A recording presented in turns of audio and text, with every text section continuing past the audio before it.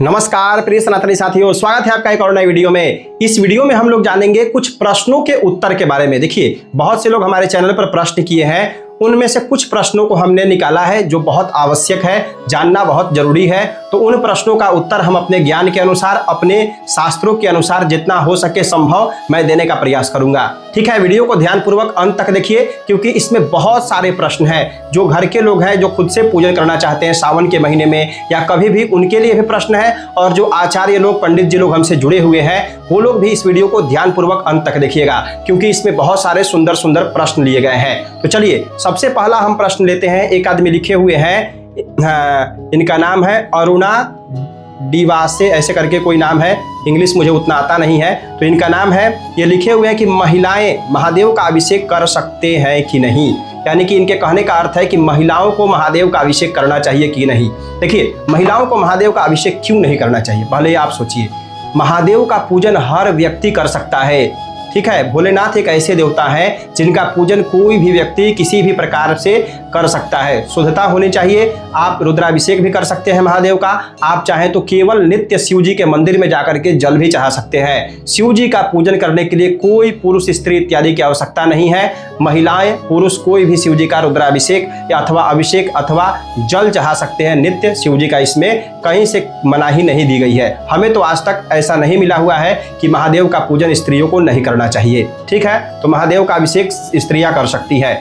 दूसरा प्रश्न है, लोकेश दुबे जी लिखे हुए हैं कि पंडित जी राधे राधे, राधे राधे आपको भी। शिव जी को सिंदूर कुमकुम चढ़ा सकते हैं कि नहीं। देखिए, एकदम चढ़ा सकते हैं, सिंदूर कुमकुम इत्यादि चढ़ा सकते हैं। देखिए, शिव जी का जब आप पूजन करते हैं तो वो क्या है, सांब सदा शिवाय नमः हम बोलते हैं। स अम्बा शिव, यानी कि अम्बा यानी कि माता पार्वती के साथ शिवजी विराजमान रहते हैं। तो जब माता पार्वती के साथ शिवजी रहेंगे तो उनके पूजन में सिंदूर भी चढ़ाया जाएगा, क्योंकि पार्वती जी भी साथ में है। तो शिवजी को भी सिंदूर चढ़ सकता है, पार्वती जी के निमित्त चढ़ा सकते हैं। और देखिए, भगवान को सिंदूर चढ़ाने का क्या तात्पर्य होता है, अगर आप थोड़ा सा लॉजिक से समझिएगा कि भगवान को सिंदूर क्यों चढ़ाते हैं, तो आपके दिमाग में आएगा कि सिंदूर भगवान को इसलिए चढ़ाया जाता है ताकि हमारे सौभाग्य की वृद्धि हो। हे प्रभु, यह सिंदूर हम चढ़ा रहे हैं, इस सिंदूर के माध्यम से आप हमारे सिंदूर की रक्षा करना, हमारे पति का सौभाग्य बढ़ाना, हमारे पति का आयु बढ़ाना। यानी कि भगवान को कोई भी सामान हम लोग भोग क्यों लगाते हैं,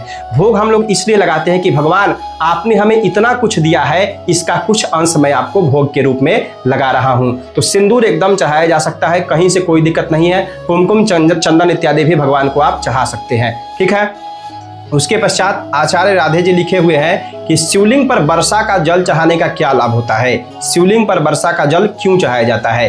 तो देखिए, वर्षा का जल इसलिए भगवान के ऊपर चढ़ाया जाता है ताकि अतिवृष्टि अनावृष्टि ना हो। अतिवृष्टि क्या होता है, अत्यधिक बहुत ज्यादा बारिश एक बार ऐसा ना हो जाए कि चारों तरफ पानी पानी हो जाए, और इतना कम भी बारिश ना हो कि सुखाड़ पड़ जाए। तो भगवान को हम लोग वर्षा का जल इसलिए चढ़ाते हैं कि हमारे फसल की सुरक्षा हो, हमारे जीवन में पानी की यानी कि जल की कभी कमी ना हो। इस प्रकार से हे प्रभु आशीर्वाद बनाए रखिएगा कि कभी भी अतिवृष्टि और अनावृष्टि नहीं हो, इसलिए वर्षा का जल भगवान को चाहते हैं। उसके पश्चात यहाँ पे नीरज तिवारी जी लिखे हुए हैं कि कई जगह यदि सामग्री कम हो जाती है तो उसे छुड़वा देते हैं। यदि पान कम है तो चढ़ावा दे, नहीं है तो सुपारी आदि ही दे दे अथवा मानसिक रूप से समर्पित कर दे। आम का पल्लव नहीं है तो अशोक का, पान का पत्ता आदि लगवा देते हैं। अब इनके कहने का क्या तात्पर्य है यही समझ सकते हैं, लेकिन हमें जैसा लग रहा है ये लिखे हुए हैं कि अगर कोई सामग्री नहीं है उसके बदले में कोई और सामग्री चढ़ा सकते हैं। हाँ, ये उचित है, चढ़ा सकते हैं।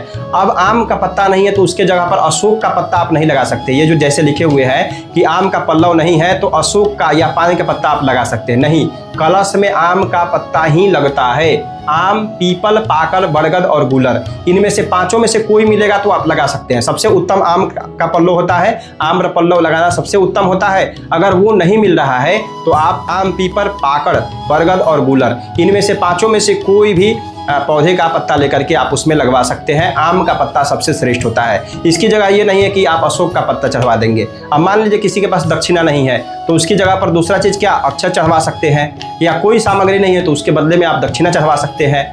पुष्प नहीं है तो उसके जगह पर आप फल चढ़ा सकते हैं। यानी भगवान के ऊपर जो चढ़ाने की प्रक्रिया है वो श्रद्धा पूर्वक जो आपके पास है वो चढ़ा सकते हैं। कब, जब आप खुद से पूजन कर रहे हैं तब। देखिए यहाँ पे गलती क्या करते हैं पंडित जी लोग गलती क्या करते हैं कि वो कर्मकांड करा रहे हैं, उसमें भी कोई सामग्री नहीं है, उसके जगह पर कोई सामग्री, फिर उसके जगह पर कोई और सामग्री, अगर उनके पास वस्त्र नहीं है तो उसके जगह पर अक्षा सूत्र, या फिर पुष्प नहीं है तो उसके जगह पर कोई और सामग्री, या फिर जो मुख्य सामग्री होती है उसके जगह पर, जैसे दूध नहीं है तो बहुत से लोग गंगाजल ही चढ़वा देते हैं। तो कर्मकांड आप क्यों कर रहे हैं? मेरा प्रश्न आपसे है कि आप कर्मकांड क्यों करा रहे हैं? कर्मकांड एक विधि है, इस बात को ध्यान रखिए। कर्मकांड एक विधि है।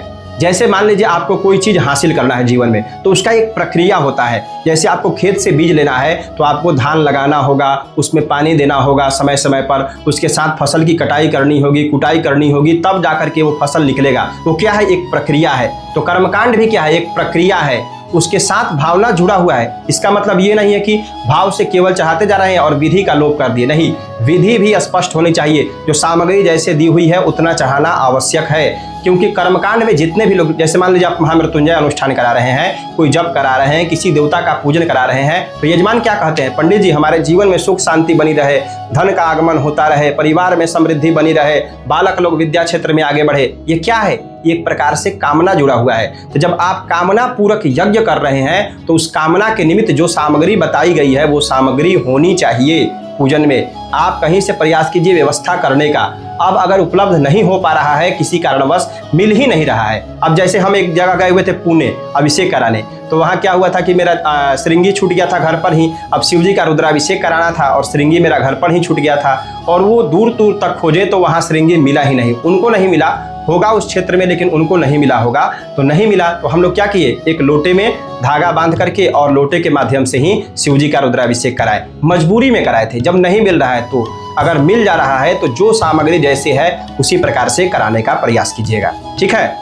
अगला प्रश्न है, केशव झा जी लिखे हुए हैं, आचार्य जी कृपया तीनों संध्या का समय बताने की कृपा करें, अर्थात कौन सा संध्या कितने समय पर करना चाहिए। तो आप सिंपल समझिए, सुबह का संध्या 5 बजे, दिन का संध्या 11:30-12 बजे, 12:30 बजे तक भी कर सकते हैं। सुबह का संध्या 4:30 से लेकर के 5:30-6 बजे तक कीजिए, और सायं का संध्या भी सूर्यास्त के पहले, जैसे ही सूर्यास्त होने वाला हो, हल्का हल्का लालिमा दिख रही हो, उस समय आपको संध्या वंदन के लिए बैठ जाना है और सूर्यास्त तक आपको संध्या वंदन कर लेना है।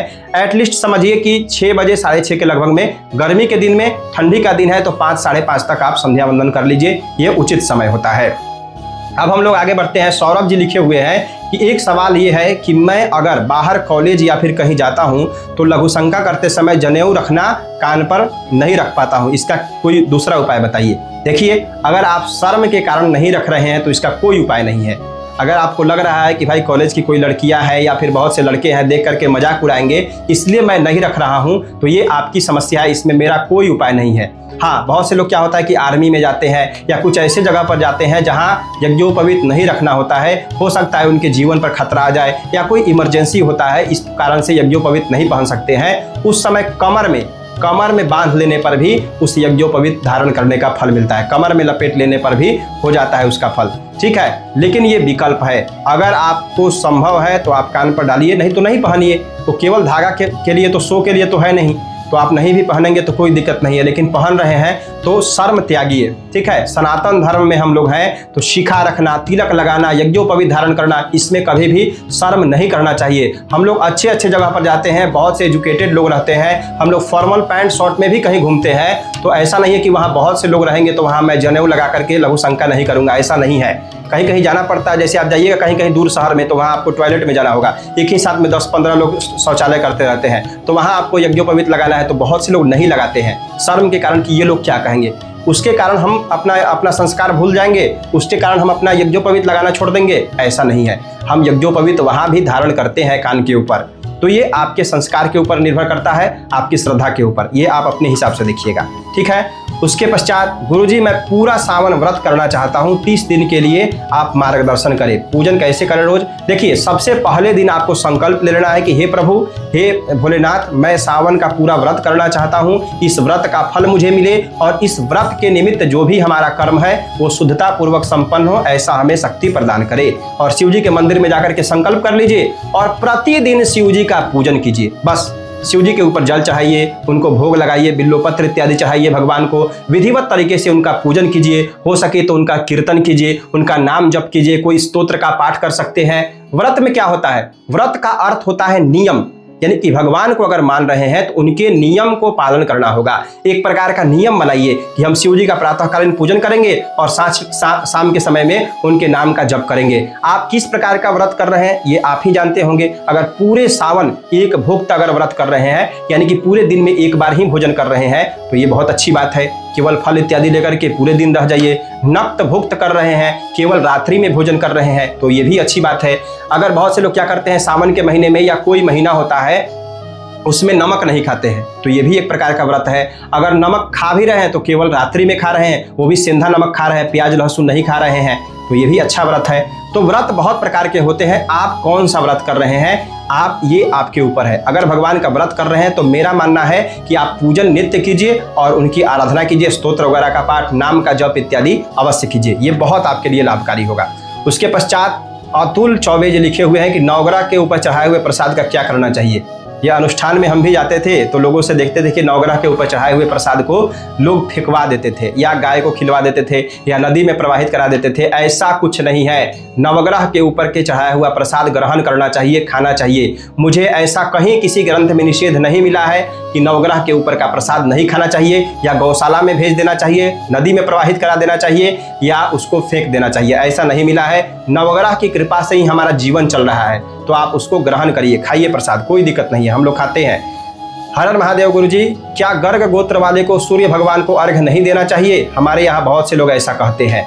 अब किस तर्क पर कहते हैं कि गर्ग गोत्र वाले सूर्य भगवान का प्रकाश नहीं लेते हैं? क्या गर्ग गोत्र वाले दिन में जीवित नहीं रहते हैं, यानी कि दिन में वो सर्वाइव नहीं करते हैं, दिन भर सोए रहते हैं? या गर्ग गोत्र वाले ऐसे होते हैं कि सूर्य भगवान से उनका कोई तालमेल नहीं है? सूर्य भगवान साक्षात देवता है, आपके सामने प्रकट रहते हैं, तो उनको जल अवश्य देना चाहिए, चाहे कोई भी गोत्र हो। भाई वो भगवान है। अब भोलेनाथ की आराधना शांडिल्य गोत्र वाले नहीं करेंगे, ये कौन सा लॉजिक हुआ? ये आप थोड़ा सा अपने दिमाग से सोचिए, ऐसा कुछ नहीं है। ऐसा पुस्तक का नाम बताइए जिसमें सारे यज्ञ कराने की विधि हो, संपूर्ण पूजन और यज्ञ विधि, यहाँ पे आपके बगल में आ रहा होगा, अथवा यज्ञ विधानम, ये दोनों में से कोई भी पुस्तक आप लीजिए। एकदम विधिवत तरीके से आप पूरा यज्ञ करा सकते हैं। बड़े बड़े यज्ञों को कराने की भी विधि इसमें दी गई है। आप हमारे नंबर पर भी संपर्क कर सकते हैं। इस पर आप हमसे भी यह पुस्तक मंगा सकते हैं, या ऑनलाइन कहीं से भी मंगा सकते हैं। वैदिक पंडित जी लिखे हुए हैं कि गुरुदेव, एक कर्मकांड ब्राह्मण का नित्य कर्म कैसा होना चाहिए? हाँ, ये मेरे मन में बहुत दिन से प्रश्न है। इस पर मैं वीडियो तैयार करूंगा कि मैं जो कर्मकांड कराता हूँ या पूजन पाठ कराता हूँ तो मेरा दिनचर्या कैसा होता है, ये मैं प्रयास करूंगा आपको इस पर एक दिनचर्या का वीडियो डालने का। आप लोग कमेंट कीजिए कि दिनचर्या का वीडियो डालिए, तो मैं प्रयास करूंगा एक पूरा डेली रूटीन में जो मैं जो काम करता हूँ वो मैं आपको दिखाऊंगा। ध्रुव शर्मा जी, गुरुजी, गृह शांति पूजन और हवन क्या होता है, और नवग्रह शांति क्या होता है? नवग्रह किसी की कुंडली में गड़बड़ हो तो नवग्रह शांति होती है। गृह शांति का अर्थ होता है घर में शांति के लिए हवन करना, अथवा पूजन भी कर सकते हैं आप। भगवान गणपति का पूजन कर लीजिए, शिव जी का पूजन कर सकते हैं, लक्ष्मी जी का पूजन करके और उनके नाम के या उनके नाम स्तोत्र के द्वारा आप हवन कर देंगे तो वही शांति हवन होता है। पंडित जी, थोड़ा पैसा कम कर दीजिए, आपके कोर्स का शुल्क बहुत ज़्यादा है। अखिलेश तिवारी जी और गणेश शर्मा जी लिख रहे हैं। देखिए, हमारा कोर्स आपको लेने के लिए कोई ज़बरदस्ती नहीं है कि आप लीजिए। वैसे लोग लेते हैं कोर्स हमारा जो मान लीजिए आप चैनल से भी जुड़े हुए हैं और चाहते हैं कि और अच्छे तरीके से कर्मकांड सीखें, या फिर ऐसे लोग भी जुड़ रहे हैं। मैंने बहुत से लोगों से पूछा है कि आप हमारा कोर्स क्यों ले रहे हैं, क्योंकि हमारे चैनल पर भी बहुत चीज़ डाला हुआ है, तो वो लोग बताते हैं कि हम बिना गुरु दक्षिणा दिए हम सीखना नहीं चाहते हैं। तो इस भाव से भी बहुत लोग सीखते हैं और कुछ अच्छा, यानी कि देखिए, चैनल से जुड़े हुए हैं तो जैसा मेरा मन करेगा या जब समय होगा उस प्रकार से हम वीडियो डालेंगे। और क्लास में क्या होता है, एक रेगुलर तरीके से चलते रहता है कि आज 1 नंबर पढ़े तो कल 2 नंबर पढ़ेंगे, कल परसों 3 नंबर पढ़ेंगे, उसके अगले दिन 4 नंबर पढ़ेंगे। एक बैच का रेगुलरिटी होता है। चैनल पर वैसी रेगुलरिटी नहीं है, आपको खोजना पड़ेगा। हर चीज़ मेरे चैनल पर उपलब्ध है, आप खोजिए। अगर आप मूल शांति खोजेंगे तो मेरे चैनल पर मूल शांति का पूजन मिलेगा, रुद्राभिषेक का पूजन मिलेगा, हर प्रकार का पूजन हम अपने चैनल पर डाले हुए हैं, हर मंत्रों को पढ़ाए हुए हैं। आप कृपया देखिए, आपको कोर्स लेने की कोई आवश्यकता नहीं है। लेकिन फिर भी अगर जो लोग चाहते हैं हमारे कोर्स से जुड़ना, इस नंबर पर संपर्क कीजिए, आपको कोर्स की जानकारी दी जाएगी, आप ज्वाइन कर सकते हैं। राधे श्याम महाराज जी, ये अनिल चौहान जी लिखे हुए हैं कि क्या बिना गुरु दीक्षा के पूजन पाठ नहीं कराया जा सकता है? पूजा पाठ कराने के लिए क्या करना जरूरी है? गुरु दीक्षा लेना सबसे जरूरी है। बिना गुरु दीक्षा लिए आप कोई भी कार्य नहीं कर सकते हैं। ब्राह्मण लोग पूजन पाठ क्यों कराते हैं? क्योंकि यज्ञोपवीत जो संस्कार होता है, जनेऊ जिसको बोलते हैं, उसी में उनको गायत्री की दीक्षा मिल जाती है। तो दीक्षा लेकर के ही किसी भी देवता की पूजन पाठ, आराधना या वेदाध्ययन करना चाहिए। बिना मंत्र गुरु दीक्षा लिए या फिर बिना उपनयन संस्कार किए आपको वेद मंत्र का भी पाठ नहीं करना चाहिए। एक आदमी लिखे हुए हैं ए वायरल पांडे, अब इनका क्या नाम है? ए वायरल पांडे है इनका नाम।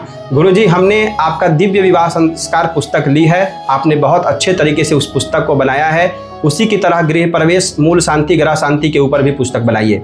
हाँ, ये मैं भी सोच रहा हूँ कि इस प्रकार का पुस्तक तैयार करूँ। विवाह संस्कार पद्धति मेरा आ चुका है, अगर आप नहीं लिए हैं तो आप जा करके यहाँ पे लिंक डाला हुआ है, आई बटन में भी डाल देंगे, डिस्क्रिप्शन में भी देखिएगा। आप वहाँ से यह पुस्तक फ्लिपकार्ट से या अमेजन से ऑर्डर कर सकते हैं। बहुत सुंदर और बढ़िया पुस्तक है, और भी आगे पुस्तक पर काम चल रहा है। मैं प्रयास करूँगा और भी पुस्तक तैयार करने का।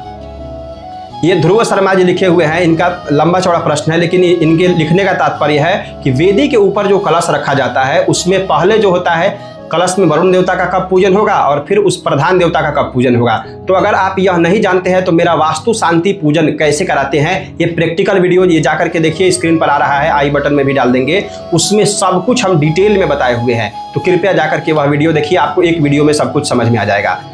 किसी भी पुस्तक का स्वाध्याय कैसे करें? स्वाध्याय निकाल करके पढ़िए, यही स्वाध्याय होता है। अगर आप कमेंट करेंगे कि इस पर डिटेल वीडियो डालिए कि आप स्वाध्याय कैसे करते हैं, किन किन बातों का ध्यान रखते हैं, तो इस पर मैं एक अलग से वीडियो तैयार कर दूंगा कि किसी भी पुस्तक से स्वाध्याय कैसे करते हैं। बहुत सुंदर तरीका बताऊंगा, मैं कैसे खुद अध्ययन करता हूँ डीपली तरीके से, ये आपको भी बताऊंगा। प्रियांशु बिष्ट जी लिखे हुए हैं, गुरुजी एक मेरा प्रश्न था कि मैं जिस घर में रहता हूँ उसके परिवार में किसी की मृत्यु हुई है, जिस कारण मैं संध्या गायत्री पूजन नहीं कर पा रहा हूँ, परंतु 1 महीने हो चुके हैं उनके, तो अब क्या मैं पूजन पाठ कर सकता हूँ? देखिए, ये सबसे बड़ी भ्रांति है। अगर आप किसी के मकान में रह रहे हैं रेंट दे करके, तो उनके असौच से आपको क्या करना है?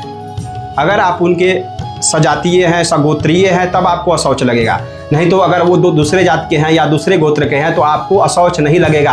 आप रेंट लेकर रह रहे हैं, आप पैसा दे रहे हैं। उसी प्रकार से कभी होता नहीं है कि हमको इसके यहाँ का पानी नहीं पीना चाहिए, इसके यहाँ का भोजन नहीं करना चाहिए। अगर उसको आप पैसा दे करके भोजन कर रहे हैं तो आपको उस भोजन में कोई दोष नहीं लगेगा। उसी प्रकार से अगर आप पैसा देकर रेंट पर रह रहे हैं तो आपको उसके यहाँ असौच लगने ना लगने से कोई असर नहीं होगा। आप पूजन पाठ संध्या कर सकते हैं। यहाँ पे लिखे हुए हैं धनंजय जी, गुरुजी ह शब्द के बाद जो पहला अक्षर होता है उसका उच्चारण कैसे करते हैं? ब्राह्मण जैसे में म का उच्चारण पहले होगा कि बाद में होगा? देखिए, ये बहुत सुंदर प्रश्न है। जहाँ भी आपको ह मिले वहाँ उच्चारण, ह का अर्थ है कि पूरा ह मिले तो पूरा ह का ही उच्चारण करना है। अब ब्राह्मण, ये शब्द क्या हुआ? ब्राह्मण, आधा ह पहले आएगा।